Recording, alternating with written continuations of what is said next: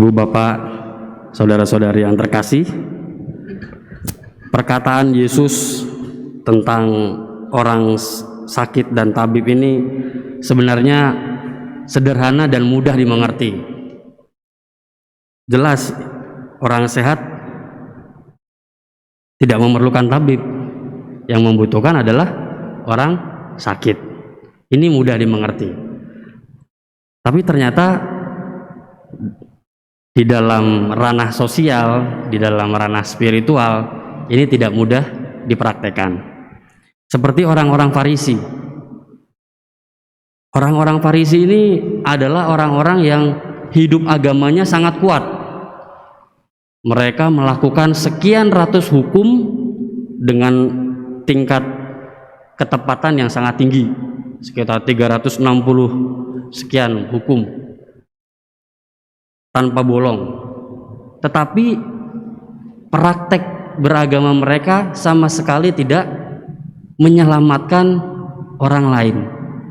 Maka menurut mereka keselamatan itu adalah upaya mereka sendiri. Nah, ini adalah contoh orang yang selalu merasa sehat, karena mereka merasa bisa memenuhi kebutuhan rohaninya sendiri. Merasa sehat, tidak membutuhkan Allah untuk keselamatannya. Maka ekspresinya adalah melihat orang lain sebagai orang yang sakit, menghakimi, memberi stigma, menjudge. Beda dengan Yesus yang melihat orang sakit sebagai orang yang sungguh membutuhkan sapaan, penerimaan, rangkulan untuk dapat keluar dari penyakitnya. Meskipun kadangkala untuk menyelamatkan atau membantu orang yang sakit itu resikonya tinggi. Misalnya sekarang nih lagi pandemi, mau menjenguk orang yang positif, wah resikonya tinggi.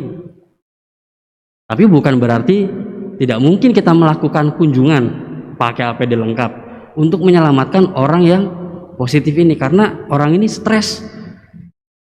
Mungkin kita sudah mendengar banyak berita orang yang diisolasi mandiri, saking stresnya justru semakin parah situasinya.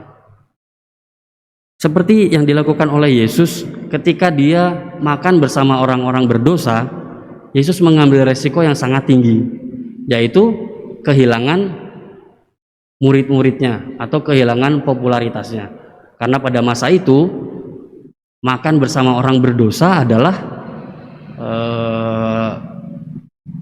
situasi yang sangat buruk, karena orang berdosa itu harusnya dikucilkan.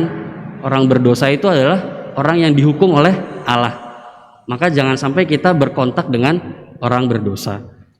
Nah, Yesus mengambil resiko ini hanya untuk menyelamatkan mereka, memberikan harapan bahwa orang berdosa itu layak juga untuk mendapatkan keselamatan. Oleh sebab itu, Ibu, Bapak, saudari-saudara yang terkasih, mari kita bercermin dari kedua tokoh ini, dari orang Farisi dan juga dari Yesus.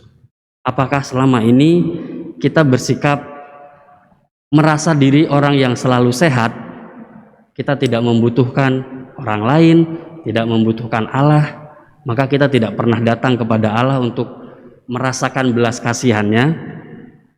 Atau kita mau seperti Yesus melihat, merasakan belas kasih Allah di dalam situasi kedosaan kita, sehingga kita selalu merasakan bahwa ya, saya membutuhkan Allah untuk memenuhi hidup saya yang rapuh, hidup saya yang lemah, supaya kita juga bisa merasakan situasi orang lain yang sedang merasakan kejatuhan, situasi orang lain yang sedang merasakan kegelisahan. Semoga dengan demikian kita dimampukan juga merasakan belas kasih Allah dalam diri orang lain maupun dalam situasi kedosaan dan kelemahan kita. Marilah kita hening sejenak.